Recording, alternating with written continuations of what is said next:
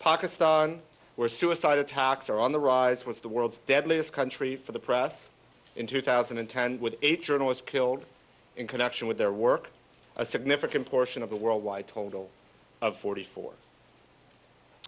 In 2010, China's brutal suppression of ethnic journalism and Iran's sustained crackdown on critical voices have pushed their numbers of journalists imprisoned worldwide to its highest level since 1996, 145 journalists in total behind bars.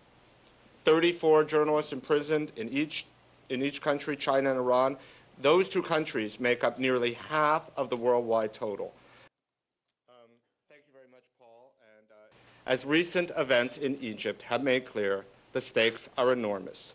Egyptian authorities clearly sought to curtail the ability of the press to cover the demonstrations in order to lay the groundwork for a violent assault on the protesters.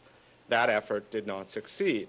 But as unrest spreads through the Middle East, so do attacks on journalists. In the last few days, we've documented press freedom violations in Yemen, Iran, Bahrain, Jordan, etc.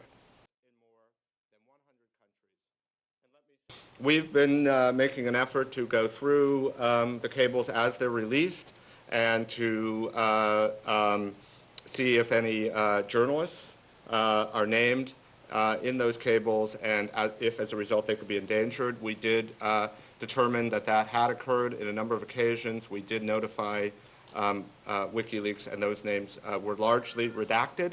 So that's certainly positive. But we do have some concerns, but we're trying to address those concerns in a very pragmatic way.